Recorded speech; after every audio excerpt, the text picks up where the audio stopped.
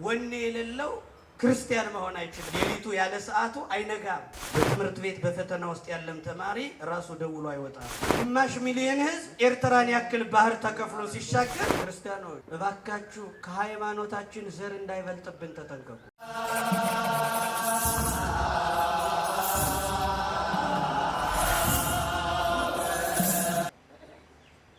ሌላውም ሰው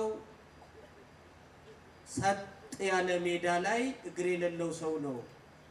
ሰጥ ያለ ሜዳ ላይ ጋደም ብሎ ሜዳውን ሲመለከተው የሚያስጎመጅ ሜዳ ነው። ዝለሉብኝ ዝለሉብኝ የሚል ሜዳ ነው። ታዲያ ወጥቶ እንዳይዘል እግር የለው፣ ዝም ብሎ አርፎ እንዳይቀመጥ ደግሞ ዝለሉብኝ ሩጡብኝ ሩጡብኝ የሚል ሚያጓጓ ሜዳ ነው። አቤት አንተ ሜዳ እግር ያለው ቢያገኝህ አለ ቁጭ ብሎ። ምን ያለው ቢያገኝህ? አንተ ሜዳ ሆይ እግር ያለው ቢያገኝህ ይዘልብህ ነበር። እግር የለኝምና ምን ይሆናል? እንዳማረብህ ትቀራለህ። ለሜዳው ያዘን አይመስልም? ሜዳው ላይ እግር ቢኖር መልካም ነበር። መልካም ሜዳ ነበርክ። ግን መዝለል ማልችል መሮጥ ማልችል ሰው ነው አንተ ጋር ቁጭ ያለውና ምን ይሆናል እያለ ይህን ሲያወጣ ሲያወርድ ሌላ እግረኛ መጣና ካጠገቡ ቆመ። ሰው ሆኖ መፈጠር አንድ ጸጋ ነው። እንዳለመታደል ሆኖ ከስጋዊ አይን ጋር በስጋዊ እይታ ተመልክተን ብንጠላው ኢትዮጵያዊ ሆኖ መፈጠርም ኢትዮጵያዊ መሆንም ሌላ ጸጋ ነው። ክርስቲያኖች ቀስ እያልን እናየዋለን። ሰው መሆን ኢትዮጵያዊ መሆን ሌላ ጸጋ ነው። ክርስቲያን መሆን ደግሞ የተሻለው ጸጋ ነው። ሰው ከመሆን አልፎ ክርስቲያን የሚባለው ነገር ደግሞ ሌላ ጸጋ ነው። ክርስቲያን የሚለውን ጽኑ የሆነ ጸጋ አቅልለ ነው ክቡርነቱን ባለማወቅ እንዳናጣው አምላካችን እግዚአብሔር ማስተዋሉን ያድለን። ጸጋዬን ትቼ አልሄድም። ድገሙት እስኪ አንድ ጊዜ። አዎ እያንዳንዱን ነገር ሰጥቶናል። ቤታችሁ ውስጥ ምን አለ? እጃችሁ ላይ ምን አለ? ከጤና ጀምሮ እኮ ነው ክርስቲያኖች። ልክ አሁን ዝም ብዬ እንዲህ በከንቱ ያነሳዋቸው አይደለም። እግር ያለውን በሜዳው ይቀናል፣ ፈረስ ያለውን ይመኛል። እግር የሌለውም ደግሞ ምን አለ እግር ያለው ባገኘው ይላል። ነገር ግን እኛም እንዲሁ እነዚህን ሰዎች አእምሯችን ምን አይነት ሰዎች ናቸው ወደሚል ይሄድብናል እንጂ በተሰጠን ነገርና ቤታችን ውስጥ እጃችን ላይ ባለው ነገር መደሰትና መርካት ካቆምን ዘመናት ተቆጥረዋል ወንድሞች እህቶች። ስለዚህ ባለን ነገር ማመስገንና ያለንን ነገር እንደ ጠጠር አሳልፈን እንዳንሰጠው። ብዙዎቹ ጸጋቸውን ባለማወቅ ከዚህ ቤት ሳያስቡት ድንገት ወጥተዋል። ዛሬ በጣም የሚገርማቸው በዚህ የትምህርታችን ርዕስ ላይ ጸጋዬን ትቼ አልሄድም ያሉትን የሥነ ፍጥረት አቅጣጫ ስንመለከት በጣም በሚገርም ሁኔታ ጸጋቸውን ትተው ላለመሄድ ሙከራ ያደረጉ ከሰው በታች የሚታሰቡ እንዲሁ እንደ ሰውኛ በቀላሉ ልናስባቸው ማንችል የሥነ ፍጥረት አይነቶች ናቸው። እግዚአብሔር በሥነ ፍጥረት የደበቀውን ምስጢርና በሥነ ፍጥረት የሚያስተምረውን ትምህርት በየትም በኩል አላደረገው። በምድር ላይ ትክክለኛው ማይሳሳት መምህር ተናግሮ ማይዋሽ መምህር የሚባለው ስነ ፍጥረት ነው። ዓለም በተለያየ መንገድ ትመሰላለች። አባቶቻችን ለትምህርት ካስቀመጧቸው መካከል በቅሎ ለሰው ልጆች ትምህርት ናት። በቅሎ እናቷንም አባቷንም አትመስልም። እውነት ሐሰት? የበቅሎ አባት ማን ነው? እናና እንጂ በሉ እንጂ ተጋግዛችሁ መልሱ። ማን ነው? እየተሳደባችሁ ነው? እየመለሳችሁ ነው? እናቷ ማን ናት? ይሄ ይሻላል። አባቷ አህያ፣ እናቷ ፈረስ። አሁን በቅሎ መልኳ ማንን ነው የምትመስል? አባቷን ነው እናቷን? ምንም አትመስልም። እንዲያውም ሲናገሩ ጨምረው በቅሎ አትወልድም። ምን አትልም? የሚወልድም አትወድም። የኛ ወላጆች የቀደሙት በሃይማኖታቸው የነበሩት ዋኖቻችን ወላጆቻችን በእምነት የወለዱን በስጋም የወለዱን ታላላቆቹን ስታስቧቸው የኛን ህይወት ከነሱ ጋር መለካት ስትጀምሩ ባዶ ይሆናል፣ እንደ በቅሎ ይሆናል። እናታችንም ማንመስል አደራ ማንጠብቅ፣ አባታችንም ማንመስል ጽኑ ያልሆን መካከል ላይ የበቀለ አንድ ትውልድ እንዳለ ያሳያል። የበቅሎ አይነት ቅናቱ ደግሞ ወይ አይወልድ የሚወልድ ማይወድ አይነት ቅናት ያለው። አህያ ምቹ ነው ጀርባዋ፣ ፈረስም ምቹ ነው።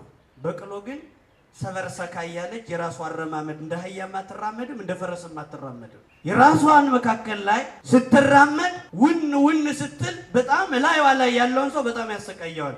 እናንተ ይሄ በቀላሉ አይገባችሁም። ባጃጅ ላይ የለመዳችሁ ሰዎች የበቅሎ ጀርባ እንዴት ይገባችሁ ይችላል? በጣም አትመስልም፣ አትመችም አሉ። ታዲያ ሊቃውንት ምን አሉ? አዎ እናቷንም አባቷንም ጀርባዋ እንደማይመች ሁሉ እላይዋ ጀርባዋ ላይ ላለው ሰው ከምቾቷ ይልቅ ስቃይዋ እንደሚሰማው ሁሉ በእኛም መንፈስ ቅዱስ እንዳያድር ለመንፈስ ቅዱስ ማደሪያነት ማይስማማ ሰውነት ያለው ትውልድ እንደሆነ በበቅሎ ይመስሉታል። ታላቅ ወንድም ሲጠባው ያደገውን ጡት ታናሽ ወንድም ይጠባዋል። ታላቅ ወንድም በተጸነሰበት ማይፀን ታናሽ ወንድምም ይጸነሳል እና ተመሳሳይ ይመጣል። የአባቶቻችን መንገድ እንዲህ ነበረ። የኛ ህይወት ግን ከዚህ ላይ ስታያይዙት ጽኗን ያልሆን አሁን የዚህ ዘመን ወላጅ በጣም በትር ይዘው የሚንቀጠቀጡ ጉልበታቸው የደከመ ወላጆች ሌሊት ለኪዳን ሲመጡ ለቅዳሴ ለመድረስ ሲፈልጉ ና ልጄ እባክህ ሸኘኝ አድርሰኝ ብለው በሌሊቱ ሲመጡ ያው ቅዳሴው በሌሊት ስለሆነ ሚሸኛቸው ያስፈልጋቸዋል እና ልጆች ያደርሷቸውና ተመልሰው ወደው እንቅልፍ ይጨርሳሉ። እነሱ እናቱ ወገቧ እየተንቀጠቀጠ ታስቀድሳለች። ውበት ያለው ወጣት ግን ሄዶ ቤት ውስጥ ይተኛል። ይህንን እኮ ነው በቅሎ ያሉት።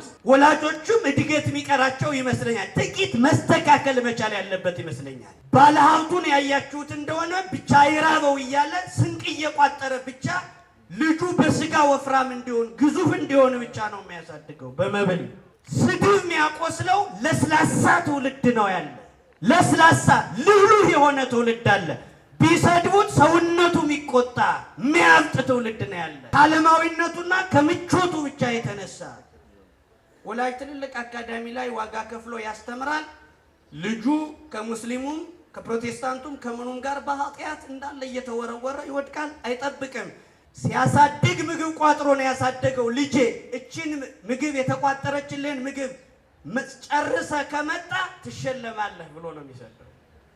ልጁም የዋዛ አይደለም። ሽልማቱም እንዳይቀር ምግቡንም ሳይበላው በር ላይ ሲወጣ ለነቢጤ የሰጠት ይመጣል፣ ሽልማቱንም ይወስዳል።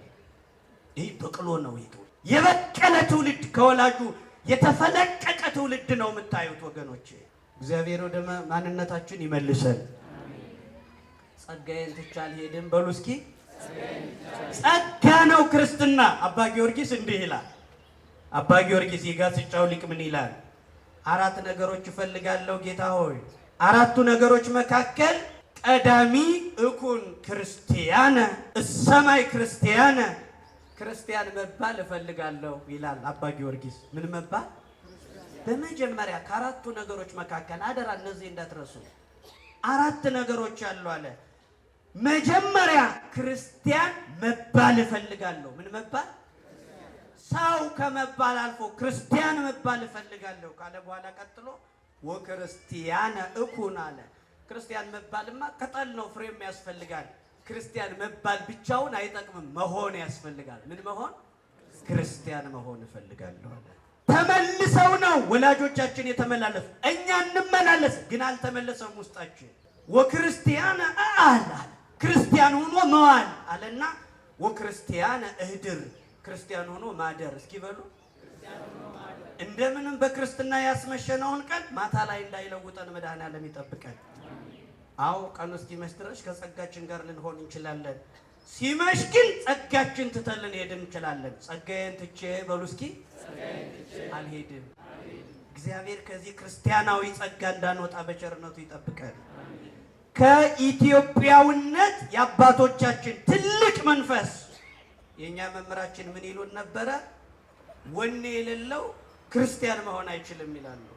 ሰማዕታት ሰማዕት ለመሆን የበቁት መንፈሳዊ ሙቀትና ወኔ ስለነበራቸው ነው። የመንፈስ ቅዱስ ሙቀት መጽሐፈ መሳፍንት ምዕራፍ 9 ላይ ነው የጠቀስነው። ነገር ግን መሳፍንት ምዕራፍ 6 ጀምራችሁ ሙሉ ታሪኩን አንብቡት፣ ታሪኩ እንዲህ ይላል።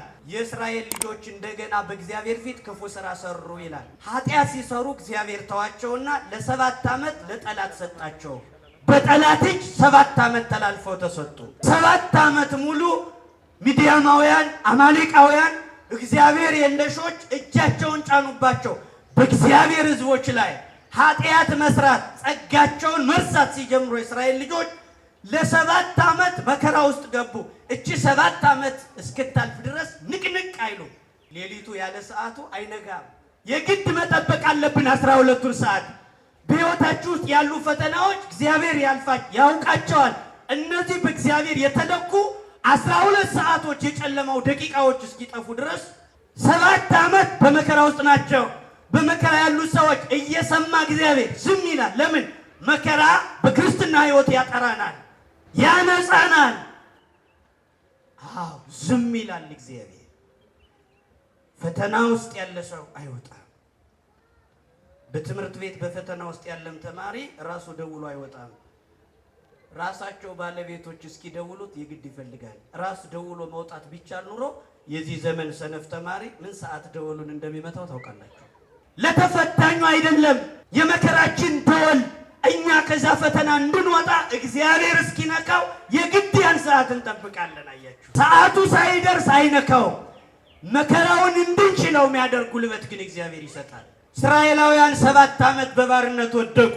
ከዚህ በኋላ ተመለሱና ጌታ ሆይ የጠላት እጅ ሰልችቶናልና በምሕረት ዓይንህ እየን ተመለስልን አሉት። ይቅር በለን አሉት። እግዚአብሔር ይህን ሕዝብ ይቅርታ የጠየቀውን ሕዝብ ለንስሐ ሲመለስ እግዚአብሔር ወደ ሕዝቡ ተመለሰ። እግዚአብሔር እኛ ስንመለስ በቸርነቱ ይመለሳል። ተመልከቱ ወገኖቼ፣ አንድ ኃጢአተኛ ሰው በኃጢአት ያለ ሰው ወደ እግዚአብሔር አንድ እርምጃ ሲመጣ እግዚአብሔር 2 እርምጃ ተምዘግዝጎ ከኛ ይደርሳል። ኃጢአተኛውን ነው እግዚአብሔር የሚፈልገው።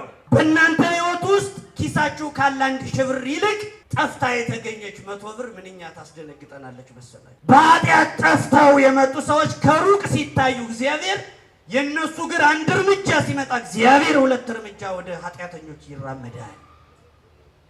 ተሸክሞን ነው ወገኖች። ብዙ ቀን እላለሁ በዚህ መድረክ ቁመን ቃሉን መስማት የቻልነው እግዚአብሔር ከነ ኃጢአታችን ችሎን ተሸክሞን ነው። እግዚአብሔር ችሎን እግዚአብሔር ከነ ኃጢአታችን።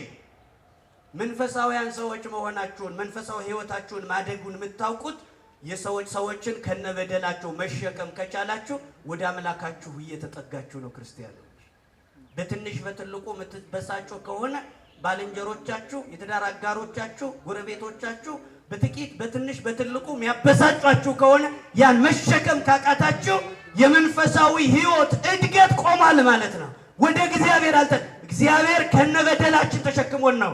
እንደ መልካችን የተለያየ በደል ያለብን ሰዎች ይሄው ተሸክሞ መቅደሱ ላይ አቆሞናል። ታምር ከመስማት አልከለከለንም፣ ቃሉን ከመስማት አላጎደለንም። እግዚአብሔር ተሸክሞን እኮ ነው። አንድ ሕፃን ልጅ በስጋ እንኳን ማደጉን ለማረጋገጥ የ8 ዓመት ልጅ ታናሽ የ4 ዓመት ልጅ ካለ ያንን ተሸክሞ ይቆማል። አድጌያለሁ ማለቱ ነው። አድጌያለሁ ለማለት የ8 ዓመቱ ልጅ የ4 ዓመቱ ልጅ ተሸክሞት በሰው ፊት ይቆማል። ይሄ ወይን ይቆምኩ ማለት አድጌያለሁ። በስጋ አድጓል ማለት ነው። ተሸክሞ መቆም ከቻለ በስጋ ማደግ እንዳለ በመንፈስ ማደግ ስንጀምር የሰዎችን ድካም እንሸከማለን። ታውቃላችሁ፣ ፀሐይም ጨረቃም በአንድ ጠፈር ላይ ነው የሚኖሩ፣ ብርሃናቸው ግን እኩል አይደለም። ቤታችን ተያይዞ በጉርብትና የምንኖር ሰዎች መንፈሳዊ ጉልበታችን እኩል ላይሆን ይችላል። በአንጣራ ውስጥ የምንኖር ባለትዳሮች ወይ ባል ወይ ሚስት በመንፈሳዊ ሕይወት ከፍ ሊሉ ይችላሉ።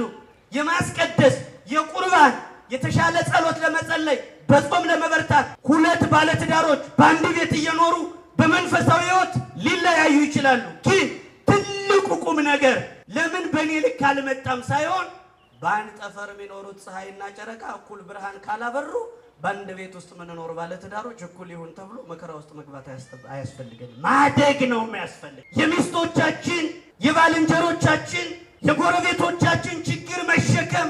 አያችሁ፣ ሚስት ባንተ ልክ ላትሆን ትችላለች። ሚስት በጾም በጸሎት ባልሽን ልትበልጮ ትችያለሽ። እንዳንቺ መንፈሳዊ ግን ማስገም ያስፈልጋል። እስኪያድግ መጠበቅ ያስፈልጋል። ለምን ፀሐይ ጨረቃ የኔን ያክል አላበራችም ብላ ለምን እኔ ጋር ትኖራለች አትልም። ጠፈሩ አንድ ነው፣ ሰማዩ ያው አንድ ሰማይ ነው። በቦታ ከሆነ ተገናኝተዋል፣ ግን ብርሃናቸው ይለያያል። ነገር ግን የፀሐይ ብርሃን ውሎ ውሎ ሲደክም ጨረቃ እንዳቅሟ ታበራለች። በጓደኞቻችን መካከል እንዳቅማችን እያበራን እንድንቀጥል መድኃኔዓለም ያበርታል። አያችሁ፣ እንዳቅማችን ማብራት፣ እንዳቅማችን መሸከም፣ ያልበረቱትን መታገስ። መንገደኛ ነን፣ ባለትዳሮች መንገደኞች ነን።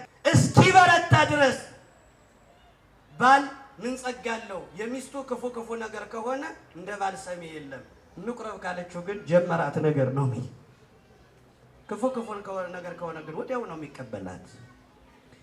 እግዚአብሔር 7 ዓመት መከራ የታዘዘበት ሕዝብ ነፃ እንዲወጣ እግዚአብሔር ፈቀደ። ግን በምክንያት ነው የሚያወጣው። ጌዲዮን የሚባል ሰው ሕዝቡን ነፃ እንዲያወጣ የሆነ ቁጥር ያለው ሰራዊት ይዞ ሕዝቡን ከጠላት ድል አድርጎ እንዲያወጣው ሕዝቡን ጌዲዮንን መረጠ እግዚአብሔር። ወገኖቼ ምናልባት ሕዝቡ እንዲድን እግዚአብሔር መርጦን ከሆነ ጸጋችን ቸላ እንዳንለው መድኃኔዓለም ይጠብቃል። ጌዲዮን ይህን ሕዝብ ያተርፈዋል አለ። የእግዚአብሔር መልአክ ተገለጠና ጌዲዮንን እንዲህ አለው፣ ሕዝቡ እንዲድን የእግዚአብሔር መልአክ መጣ። ኦ ጽኑዓ ኃይል ጌዲዮን እግዚአብሔር ምስሌከ፣ ጌዲዮን ሆይ ኃይል የተሞላ ጌዲዮን ሆይ እግዚአብሔር ካንተ ጋር ነው። እግዚአብሔር ካንተ ጋር ነው ሲለው ጌዲዮን እግዚአብሔር ካንተ ጋር ነው አልከኝ አለው። የእግዚአብሔር መልአክ ሲናገር ከአባቶቻችን ጋር እንደነበረ አውቃለሁ፣ ከኛ ጋር ግን የለም አለ። ጌዲዮን እግዚአብሔር ከአባቶቻችን ጋር ነበረ መኖሩንም ለማሳወቅ ኤርትራን ሰንጥቆ አሻግሯቸዋል። ኤርትራን ያክል ባህር፣ ትልቁን ባህር በየብስ እየረገጡት እንዲያልፉ ረድቷቸዋል። ስለዚህ እግዚአብሔር ከአባቶቻችን ጋር ነበረ። እግዚአብሔር ከነ ሙሴ ጋር ባህር ከፍሏል። እግዚአብሔር ከነ ኢያሱ ጋር የኢያሪኮን ግንብ በዝማሬው ጥሎታል። እግዚአብሔር ከአባቶቻችን ጋር ነበር። ከኛ ጋር ግን ካለ ለምን ይህን ማድረግ ተሳነናል? ይህን ማድረግ እንዴት ይሳነን ነበራል? እግዚአብሔር አላልከኝ? አዎ እግዚአብሔር ሲኖር እንደ ኤርትራ የከበደውን ችግር ይከፍለዋል። ሰውየው እግዚአብሔር የኤርትራን ባህር ከፍሎ ከግማሽ ሚሊዮን በላይ የሆነውን ሕዝብ አሻገረው ሲል አንድ ሰው እልል አለ። በእግዚአብሔር ማያምኑ ሰዎች ደግሞ ምን አሉት? እንዴት እልል ትላለህ አለው። ግማሽ ሚሊዮን ሕዝብ ኤርትራን ያክል ባህር ተከፍሎ ሲሻገር እንዴት እልል ታይነሳው መድኃኔዓለም እግዚአብሔር አለ። እዛ ማያምኑ ሰዎች ናቸውና ምን አሉት? አይ አንተ እንደው ድከም ያለክ ሰው የኤርትራን ውሃ ባለማወቅህ እልል አልክ አለው። ምንድን ነው ሲለው የኤርትራ ውሃ እኮ የኩሬና በጣም ትንሽ የቧንቧ ውሃ የሚያክል ደካማ ውሃ ነው ሲሉት ማያምኑት የበለጠ እልል አለ። ጨመረበት እልልታውን። ቆይ አልገባህም ማለት ነው እንዴ? ገብቶኛል። ምንድን ነው ያልኩ? እስራኤልን በኤርትራ መካከል አሻገረ ስል እልል ስል አይደነቅም ታምሩ። ለምን? የኩሬ ውሃ ነው ኤርትራ አልከኝ፣ የቧንቧ ውሃ ነው ቀላል ውሃ ነው አልከኝ፣ በጣም ትንሽ ውሃ ነው አይደነቅም አልከኝ እና ለምን እልል አልከኝ ከገባ ሲለው ፈርዖንን ከነ ሰራዊቱ በቧንቧ ውሃ ያሰመጠ እግዚአብሔር እልልታ ይገባዋል አለ። የእይታ ጉዳይ ነው ክርስቲያኖች። አዎ ቅዱሳን ቤተ ክርስቲያንን የሚያዩበት አይናቸውና እኛ የምናይበት አይን መነጽራችን ይለያያል። ክርስቲያኖች እኛ በሞኝነትና በጅልነት ተከበን ጸበሉ ውሃ መስሎ ይታየናል እንጂ የበቁት ቅዱስ ሥጋው ጸበሉም ታሪካዊ የሆነ አንዳች ምስጢር እንዳለ የቅዱሳኑ አይን ይመለከታል። ለካ እግዚአብሔር በዚህም እንዴት ተገልብጦ ይታያል። ኢሳው ሰውየውን አደናቀፍኩት፣ በሃይማኖቱ ተፈታተንኩት ብሎ ነበር። ክርስቲያኖች ብዙ ሰዎች በኮሙኒዝም ርዕዮተ ዓለም ላይ የሚኖሩ ሰዎች ብዙዎቻችን ቢያንስ እንኳን ሃይማኖታችን እንደማንለቅ ቢገባቸው በሃይማኖታችን ምልክት እንዳናይና እንዳንጠቀም ሃይማኖታችንን መጠራጠር እንድንጀምር አንዳንድ የክደት ሐሳብ ረጭተዋል። እግዚአብሔር የለም ይላል ሰውየው። ሀብታም ነው፣ ብዙ ድርጅት አለው፣ ሰራተኛ ሰብስቦ ያሰራል። እግዚአብሔር የለም ብሎ የሚያምን ሰው ነው። ሀብት ግን አለው። ሰራተኞችን ስቃይ ያሳያቸዋል። መልካም ከማድረግ ሁሉ እጁ ተከልክላለች። ስለዚህ ያሰቃያቸዋል። የቀጠረው ጥበቃ ሰራተኛ ማለዳ እየተነሳ መሳሪያውን ተደግፎ ጸሎት ዘወትር አንስቶ ይጸልያል። ታዲያ ይህ ሰው እግዚአብሔር የለም የሚለው ባለ ሀብት ይናደዳል፣ ይበሳጫል። አንድ ቀን ለምንድን ነው ሁልጊዜ ሳይ ይሄንን መጽሐፍ ይዘህ ትጸልያለህ? ምን እየሰራ ነው ሲለው አይ አንተ ያስታጠቀኝ መሳሪያ ሳይሆን ነፍሴንና ስጋዬን የሚጠብቃት ይሄ ጸሎት ነው አለ። ጭራሽ እንዲህ ትመጻደቃለህ? እግዚአብሔር የለም ይለዋል። እግዚአብሔር የለም አልከኝ? አዎ። እርግጠኛ ነህ የለም እግዚአብሔር? አዎ የለም። እርግጠኛ ነህ? አዎ። እና ታዲያ እግዚአብሔር ከሌለ እንዲህ እያሰቃየኸኝ የታገስኩህ እግዚአብሔር አለ ብዬ ነው እንጂ ከሌለማ አንተን በጥይት መምታት ነው ብሎ ሰውየውን መታው። ወገኖቼ እግዚአብሔር የለም የሚሉ የተራቀቁ የሚመስሉ ሁሉን ነገር ትተው የወጡ ወጣው አረካ ብለው ውስጥ ያሉትን ለማስወጣት ከጸጋቸው ለማፈናቀል ደፋ ቀና የሚሉ በጣም ቁጥራቸው ብዙ ነው። ጸጋዬን ትቼ አልሄድም እስኪ በሉ። ከጸጋችን እንዳንጎል መድኃኔዓለም ይጠብቀን። ወገኖቼ ጌዴዎን ከአባቶቻችን ጋር እግዚአብሔር ነበር ኤርትራን ሲከፍል ኢያሪኮን ሲንድ እናውቃለን። እኛ ግን በጠላት እጅ መከራችን ስንበላ እግዚአብሔር ቢሆን ኑሮ ለምን የተሳነን አለው። እግዚአብሔር ሰራዊት ምረጥና ሰራዊቱን ይዘ ህዝቡን ነፃ አውጣ ብሎሃልና ሂድ ወደ ጦርነት ሲለው መስዋዕት ሳልሰዋና ምልክት ሳላይማ አልሄድም አለ ጌዴዎን። ጥቂት ጠብቀኝ መስዋዕት ልሰዋለ። መስዋዕት አቀረበ። ያን ያቀረበውን መስዋዕት የእግዚአብሔር መልአክ በዘንጉ ሲነካው መስዋዕቱ ቅቡል ሆነ። እሳት ከሰማይ ወርዳ በላችለት። ምልክት አየ። ጠል ይውረድ አለ። ጠል ወረደለት። መካከሉ ጠል ይሁን፣ ዳርዳሩ ይቡስ ደረቅ ይሁን አለ። ያም ሆነለት። ይህን ምልክት አይቶ ወደ ጦርነቱ መሄድ ሲጀምር ጌዴዎን መስፍኑ ጌዴዎን በዚህ መካከል ወደ ጦርነት ህዝቡን ለማዳን ሰራዊት አስከትሎ ሲሄድ ወደ 32,000 ሰራዊት ይዞ ሄደ። ስንት? አዎ እስራኤል ነፃ እንድትወጣ 32,000 ሰራዊት መልምሎ ጌዴዎን ወጣ ለሰልፍ እና ያን ሰራዊት አስከትሎ መሬት አልብሶ ሲሄድ ሰራዊቱ እግዚአብሔር ተቀበለ። ተገለጠና ምን አለው? ሰራዊት ቀንስ በዝቷል አለ። በዝቷል። ለምን? ይህ ሁሉ ሰራዊት ዝም ብዬ ብሰደው 30,000 እግረኛ ሰራዊት አሸንፎ ቢመለስ እግዚአብሔር አሸነፈ ሳይሆን በብዛታችን አሸነፍን ይላል። ስለዚህ ቁጥሩ ይቀደሳል። እግዚአብሔር በብዙዎች አሸንፎ አይደለም ይደነ በጥቃቅኖቹ በደካማዎች አድሮ አያችሁ። ጎልያድን ሲጥለው በጦር አይደለም በጠጠር ነው። ዳዊት በጣም ትንሹ ዳዊት ጎልያድ ፊት የቆመው በጠጠር ነው። እግዚአብሔር የዳዊትን ጦር ሳይሆን ጠጠሩን ነው የፈለገው። የጌዴዎን ሰራዊት 30,000 ሰራዊት በዝቷል፣ ቁጥሩን ቀንሰው አለው። እንዴት አድርጌ ልቀንሰው አለ ጌዴዎን። አንድ ጊዜ መርጫም ጥቻለሁ። ምን ብዬ ነው የምቀንሰው ሲለው የፈራ ይመለስ፣ የፈራ የደነገጠ ይመለስ ከገለአድ ብለህ አውጅ አለው። ጌዴዎን በመካከል ቆመና ከሰራዊቱ መካከል የፈራና የደነገጠ ጦርነት የፈራ ይመለስ ብሎ ሲያውጅ 22,000 ፈሪ ወታደር ተመለሰ። ከብዛት ወደ ጥራት አደገ። እየጠራ መጣ። ገለባ ብዙ ነው እንደምታውቁት። ገለባው ክምሩ ሲወጣ ጥቂት ፍሬ ነው የሚወጣው። ጀግኖች ጥቂቶች ናቸው። የሚያንዣብበው በጣም ብዙ ነው። ገለባ ይበዛዋል። 5,000 ህዝብ ሲወቃ 120 ቤተሰብ ብቻ ነው የወጣው። ትልቁ ክምር 2 ኩንታል ብቻ ወጥቶት ሊቀር ይችላል። ሲወቃ የገለባ ነገር አይታመንም። እግዚአብሔር ገለባ ከመሆን በቸርነቱ ወደ ፍሬ ያሳድገን። አዎ ቀንሰዋለሁ። የፈራ የተነገጠ ይመለስ ሲል 22,000 የእግዚአብሔር ፈቃድ ሆነ። ፈሪው ነው ለካ የሞላው ምድሩን። 22,000 ወታደር ወደ ኋላ ፈገፈገ። በቃ እናንተ ተመለሱ አለ። 10,000 ቀረ። ስንት ቀረ? እግዚአብሔር ተገለጠና አሁንም በዝቷል አለ። አሁንም ምን ብሏል? 10,000 ብዙ ነው እኛንን ያሸነፍለ ለማለት አያንስም፣ መቀነስ አለበት። አሁን የፈራ የተነገጠ ይመለስ ብያለሁ። አሁንስ እንዴት ልመልሰው ሲለው ወደ ወንዝ ይዘህ ውረድ። 10,000 ወታደር ወደ ወንዝ ወሰደውና ውሃ አጠጣጡን አይተህ እንደ ሰው ማይጠጣውን መልሰው፣ እንደ ውሻ የሚጠጣውን መልሰው። እስኪ እንደ ውሻ የሚጠጣውን በሉ መልሰው አለው። እንደ ሰው የሚጠጣውን ብቻ ይዘህ ሂድ አለው። እንደ ውሻ እንደ ውሻ አጎንብሶ የሚጠጣውን እሱ ለውድድርና አይሆንም መልሰው አለ። እሺ ሁለተኛ ተንበርክኮ የሚጠጣውን መሳሪያውን እዚያ ላይ አስቀምጦ በአንድ እጁ እየጠለፈ በእጁ የሚጠጣውን ውሰደው አለው። እንደ ውሻ የሚጠጣውን መልሰው እስኪ በሉ።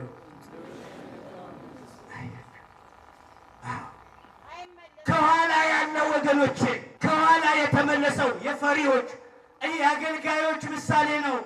ፈሪ አገልጋይ በመቅደሱ ያለ አገልጋይ ወደ ኋላ ካልተመለሰ እስከ መጨረሻው ዋጋ አያገኝም፣ ለሰው መሰናክል ይሆናል። በአገልግሎቱ ፈሪ የሆነ ሰው ወደ ኋላ ይመለስ። ወደ ቅድስቲቱ ከተማ መግባት ማይችሉ 5 ውሾች አሉ።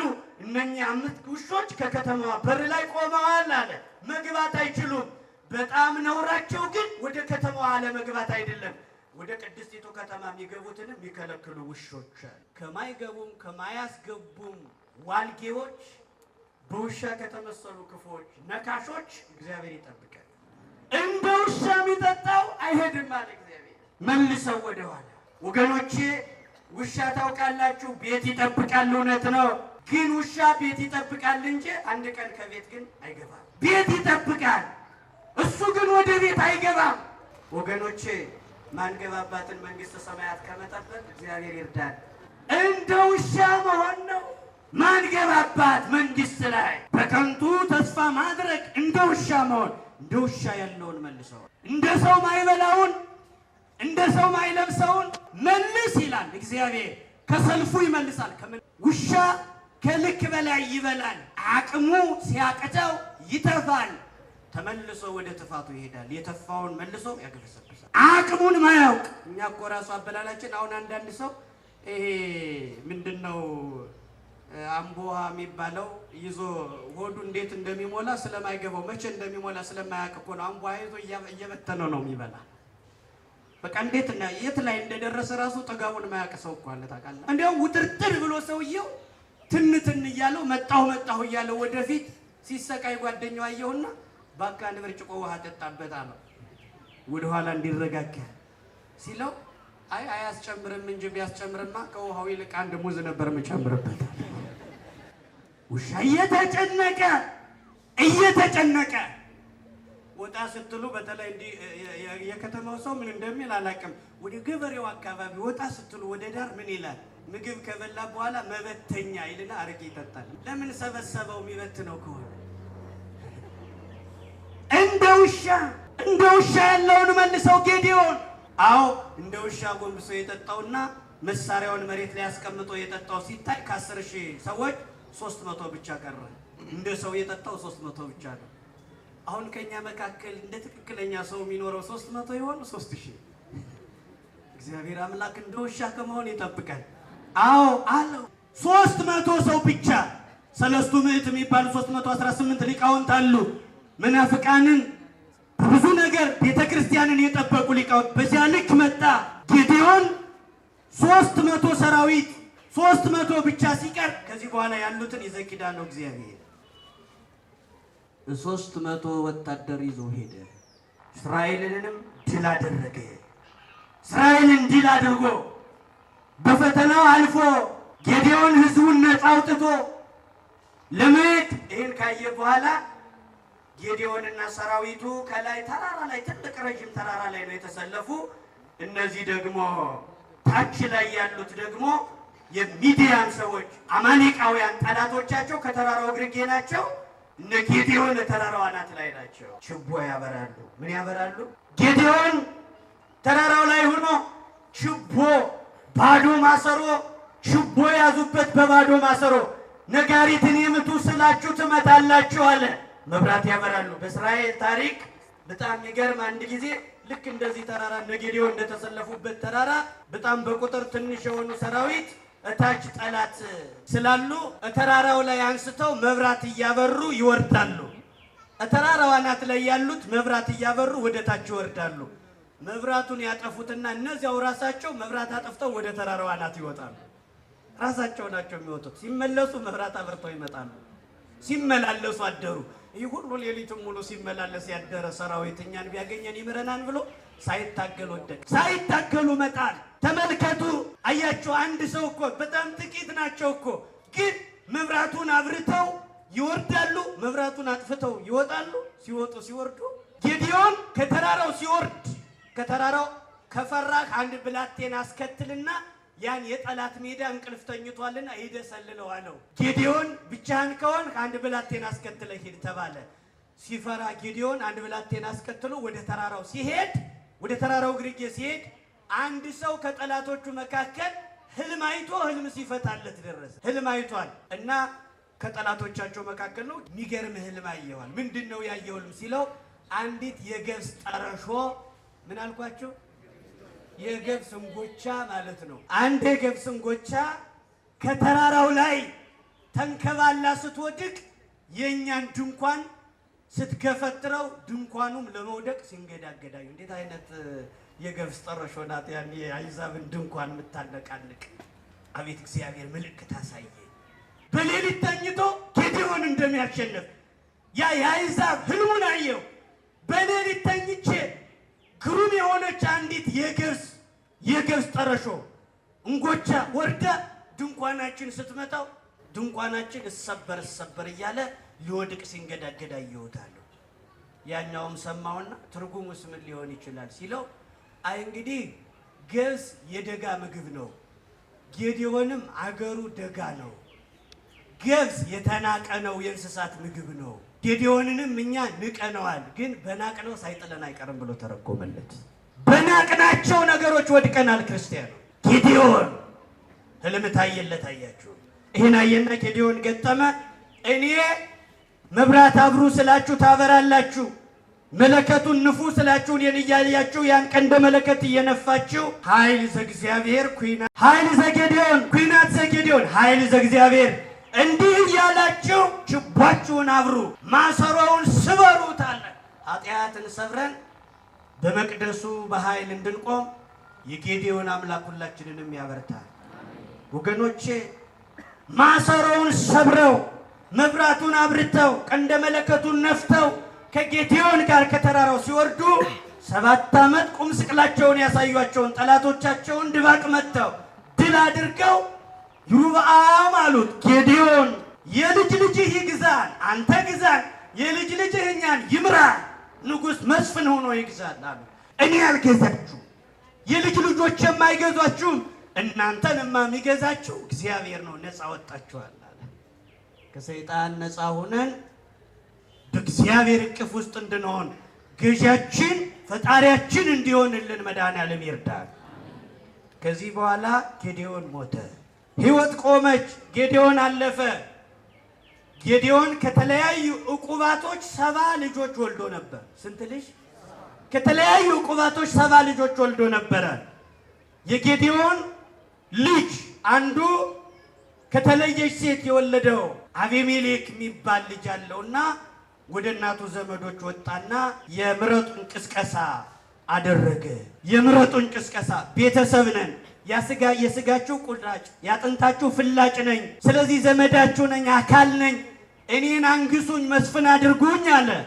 አቤሜሌክ የሚባለው ሰፈር ሂዶ ሰዎችም ዝምድና ዘር አጠቃቸውና ሊያነግሱት ፈለጉ። ክርስቲያኖች እባካችሁ ከሃይማኖታችን ዘር እንዳይበልጥብን ተጠንቀቁ። ወጣቱ የሚሄድበት መንገድ ልክ አይደለም። በቅሎ ያስባለንም ይህ ነው።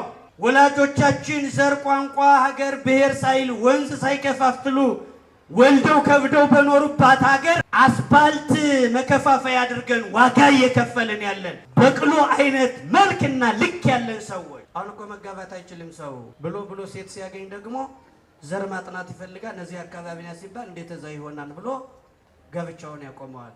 ለምን አላደገም? በጣም ደካማ ክርስቲያን እንዲህ አይነቱን ነው መልሰው ያለ እንደ ውሻ የሚጠጣው መልሰው እንደ ውሻ ዘር የሚቆጥረው ደካማው ይመለሳል። በክርስትና ሕይወት እንዳይመስላችሁ እየተጓዝን እንዳይመት የወጣው ሁሉ አይሄድም። ከ32,000 እግረኞች 300 ሰው ብቻ ነው የተጓዘው። ስንቶቻችን መንግስቱ ሰማያት እንደርስ ይሆን ወገኖቼ? ወጥተን እንዳንመለስ ቅጣቅጣችን እንደ ውሻ ሆኖ ጉዟችን መንገድ ላይ እንዳይሆን ከነ ጌዲዮን ሰልፍ እንዳንሰረስ ዘር የለየ አያችሁ። እኔን አንግሱኝ አለ። ለምን? ያጥንታችሁ ፍላጭ የስጋችሁ ቆራጭ ነው። ክፉ ቀን ቢመጣ እኔ እሻላችኋለሁ አለ። ዘመዶቻችን ናቸው አሉልን ለክፉ ቀን ብለን አሉልን ያላቸው ሰዎች እያሉልን ድቅቅ አድርጎ ችግር ሲያጠፋ እነሱ ግር ያሉበት አይሰማ። እግዚአብሔር ይቆጣል። ክርስትና ከዘር ማደግ መብለጥ ካልቻለ እየደከምን ነው። መኑኝ እየተመለስን አይደለም እየተመላለስን ነው። ክርስቲያኑ መሸከም የሚባል መንፈሳዊ ጫንቃችን እንዲሁ በዘልማድ እየወጣን እየገባን ነው። ከዚህ በኋላ በቃ አንተ ስጋችን አጥንታችንና አንተ ትሻለናለህ ምራን አሉት። እንዲነግስ ፈቀዱለት። ለንግስናውም ለሹመቱ ገንዘብ አወጣጣው ሰጥቶት ባወጣጡለት ገንዘብ ግን እነዚህ ቦዲጋርዶችን ሰበሰበ። ጠላት ቢነሳ እንዲደፍጥጠው ቢጥሉ ሰዎችን በተሰበሰበለት ገንዘብ ሰብስቦ አቤሜሌክ ይዞ ወጣና 70 የሚደርሱ ወንድሞች አሉት ብያቸዋለሁ። ወደ ወንድሞቹ ሄደና እንግዲህ መቼስ አንድ መንግስት የሚቃወም ይቃወመኛል ይፈታተነኛል ያለውን ሁሉ ማጥፋት ልማድ ነውና ልክ የጠረጠራቸው ወንድሞቹ ከዚህ በኋላኛ መስፍን እንሆናለን ብሎ ቢታገሉኝ ብሎ የሚያስባቸው ወንድሞቹ ናቸው። ስለዚህ በተውጣጣለት ከዘመዶቹ በተውጣጣ ብር 70 ወንድሞችን ድንጋይ ላይ ያጋደመ አረዳቸው። ምን በደል የለባቸው 70 ወንድሞቹ ድንጋይ ላይ እያጋደመ ገደላቸው። አቤሜሌክ በደም ነገሰ። ደም አፍስሶ ነገሰ። ወደ ስልጣን ለመውጣት የንጹሃን ደም ፈሰሰ። አያችሁ አቤሜሌክ ድንጋይ ላይ ሲያርዳቸው ታናሽ ልጅ ኢዮአታም የሚባል ታናሽ ልጅ የጌዲዮን ታናሹ ልጅ ኢዮአታም የሚባለው ገሪዛን የሚባል ተራራ ላይ ወጥቶ አመለጠ። ገሪዛን በሉ እስኪ የበረከት ተራራ ነው። በረከተ ገሪዛን ያድላችሁ ይላሉ አባቶቻችን ሲመርቁ። እኛንም የገሪዛንን በረከት ያድለን መድኃኔዓለም። ጌባል የምትባል የመርገም ስፍራ አለች። አንጻራዊ ደግሞ የበረከት ስፍራ ገሪዛን የምትባል ተራራ ላይ ወንድሞቹን በገንዘብ ሲያርዳቸው በስልጣን አማካኝነት ወንድሞቹ ሲታረዱ ታናሹ ብላቴና ኢዮአታም የእግዚአብሔር ነገር ወደዚህ የበረከት ተራራ ወጥቶ ሳይገደል አመለጠ። ከዚያ ከተመለሰ በኋላ የሴኬምን ያን ክፉ ሰው ገዳዩን ያነገሱትን ሰዎች ሰበሰበና ስምዑኒ ኦ ሰብአ ሰቂሞን ከመ ይስማዕክሙ እግዚአብሔር፣ የሰቂሞን ሰዎች ሆይ እግዚአብሔር እንዲሰማችሁ ስሙኝ። አዳም እግዚአብሔርን ሲሰማ አራዊት ያደምጡት ነበረ፣ አይነክሱትም። ለእግዚአብሔር አላደምጥም እግዚአብሔርን አልሰማም ሲል አራዊት አውሬ ሆነው ተነሱ። እግዚአብሔር እንዲሰማችሁ ምን በሉኝ ስሙኝ አለ። ቀጥል እንሰማሃለን አሉት። ከሞት የተረፈው ከጥላ ያረፈው የጌዲዮን ብቸኛው ልጅ ኢዮአታም ስሙኝ አለ። በምሳሌ ልነግራችሁ ነው አለ። እጽዋት ተሰብስበው አለ እጽዋት ተሰብስበው ንጉስ መንጋ አንተ ጠንካራ ነህ፣ መንገስ አለብህ በእኛ ላይ በላያችን ላይ ንገስ፣ ንጉስ ሁንልን አሉት። እንጨቶች መርጠው ብርቱና ከመቅደሱ ማጠፋ ጽኑ ጠንካራ ነህና አንተ እኛን ልትገዛን ይገባል አሉት። እጽዋቱ ወይራ ንገስል።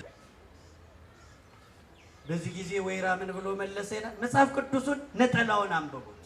ራሱ ነው እንደሚላችሁ።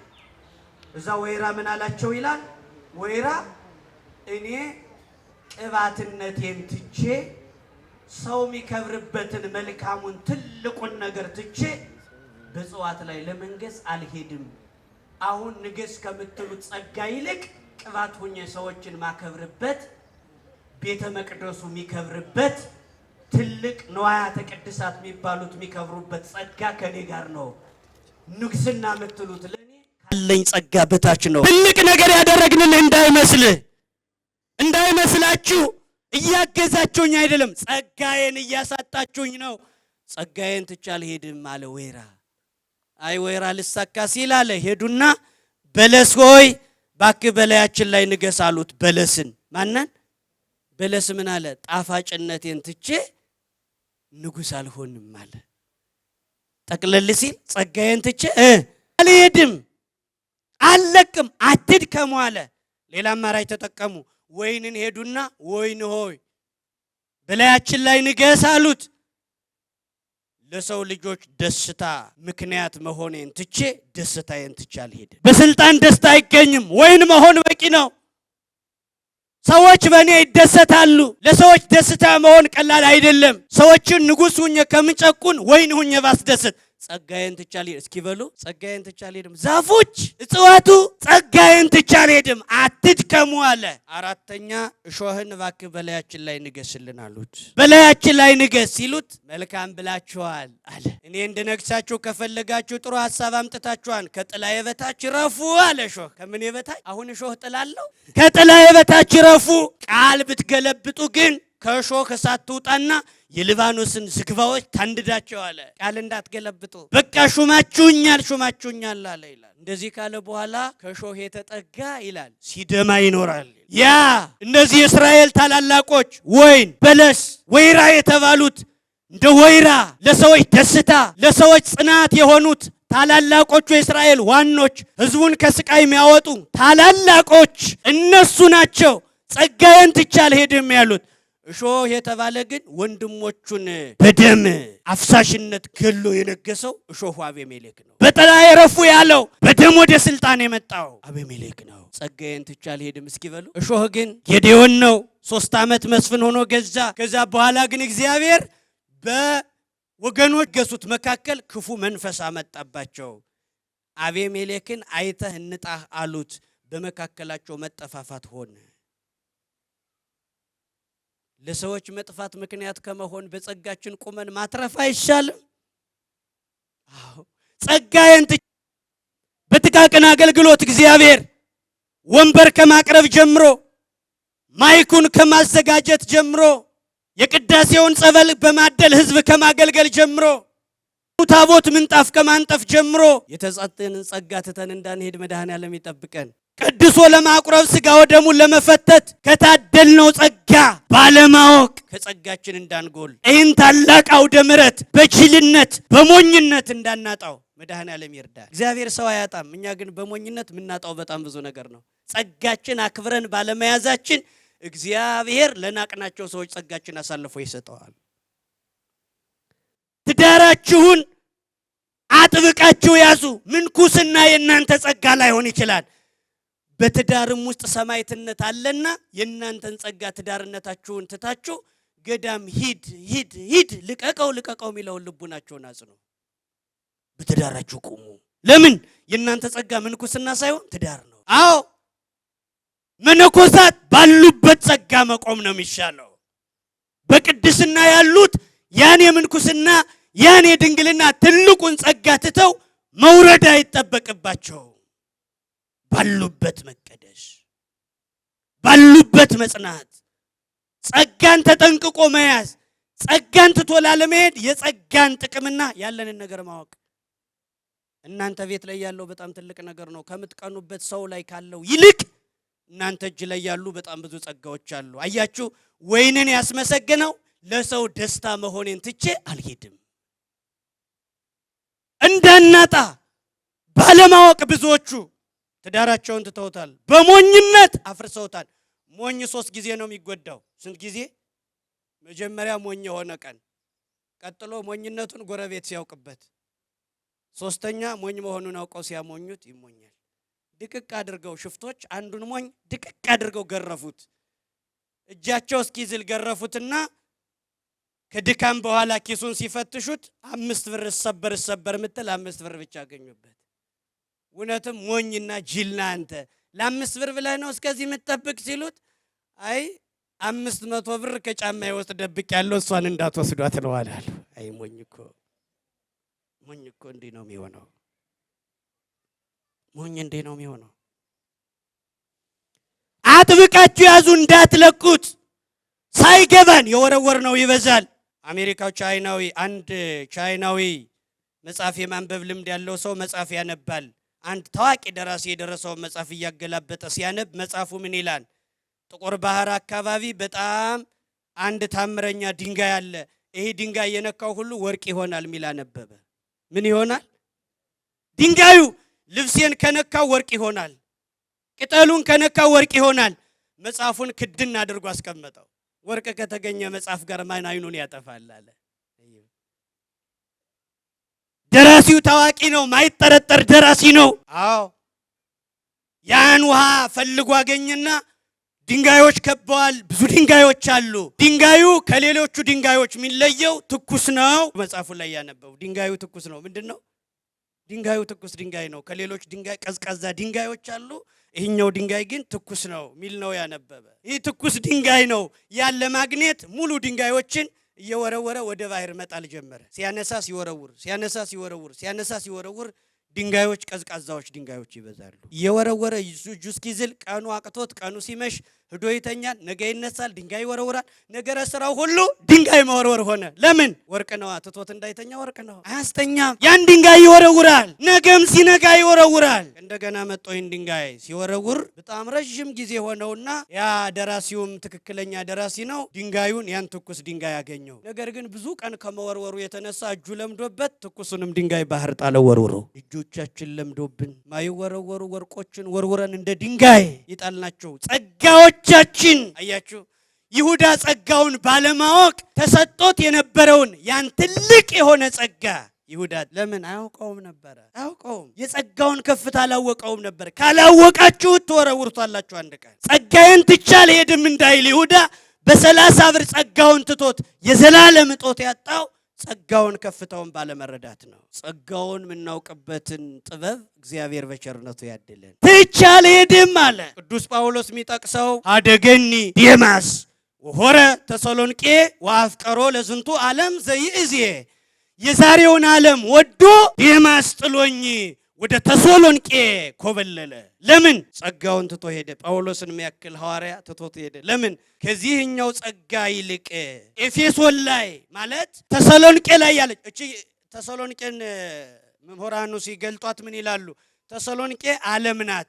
እንዲህ ካሉ በኋላ ሲተረጉሙ እንዲያውም በተሰሎንቄ የሚኖሩ ሰዎች ግብዣ ለመገባበዝ ደስ ሲላቸው የሚጋብዙ ሚስቶቻቸውን ነው ይባላል።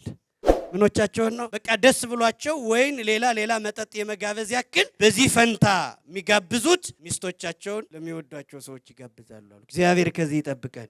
ተሰሎንቄ እንዲህ አይነት ደመግቡ ከተማ ናት። የተሰሎንቄ ደም ግባት ጸጋውን እንዲረሳ አደረገ። ወገኖቼ ጸጋዬን ትቼ አልሄድም። ብዙዎቹ ወንድሞቼ እዚህ መድረክ ላይ እድል ተሰጧቸው እግዚአብሔር እንዲገባቸው አድርጎ በዝማሬ መድረኩን ቁልፉን የሰጣቸው ጥቁር ድንጋይ ላይ ቁጭ ብለን ያደመጥናቸው አገልጋዮች ዛሬ ሶሻል ሚዲያውን ሞልተው የቅዱሳንን ክብር የሚያቃልሉት ጸጋቸውን ባለማወቃቸው ነው። ዛሬ ድንግል ማርያምን፣ ዛሬ ቅዱስ መስቀሉን፣ ዛሬ የቃል ኪዳኑን ታቦት ያዋረዱ መስሏቸው ያዙኝ ልቀቁኝ ብሎ እንደ እንስሳት የሚራገጡ ሚዲያው ላይ በቤተ ክርስቲያን ላይ ዋጋ የሚከፍሉ ትናንት እዚህ መድረክ የነበሩ ጸጋቸውን መጠበቅ ያቃታቸው ሄዶ ለመመለስ አይነ ጥላቸው ሞራ የሚገፍላቸው አጣው መሃል ላይ አጣብቂኙ ሲገቡ ያለው አማራጭ ባልበላውም ጭሬ ልበት ነው አይነት የቤተ ክርስቲያንን ማንነት የሚያወርዱ ክብሯን። ቤተ ክርስቲያን ክብሯ አይቀንስም፣ እነሱ ግን ዋጋቸው ይቀነሳል፣ ይጠፋሉ። ወገኖቼ ከእግዚአብሔር ጋር የሚጣሉ ይደቃሉ ይላል መጽሐፍ። እስኪ በሉ ከማን ጋር የሚጣሉ? ከቅዱሳኑ ጋር፣ ከመስቀሉ ጋር፣ ከቃል ኪዳኑ ታቦት ጋር መጋጨት ከእግዚአብሔር ጋር መጣላት ነው። ከእግዚአብሔር ጋር መጋጨት፣ ከእግዚአብሔር ጋር የሚጣሉ ይደቃሉ። ወገኖቼ ጸጋዬን ትቼ አልሄድም። እስኪ በሉ ክርስትናም ጸጋ ነው፣ ትዳርም ጸጋ ነው፣ ሰው መሆንም ጸጋ ነው፣ ኢትዮጵያዊነትም ጸጋ ነው። ጸጋችን ትቶ ከመኮብለል መድኃኔዓለም ይሰውረን። ይቆየን። ስብሐት ለእግዚአብሔር አሜን።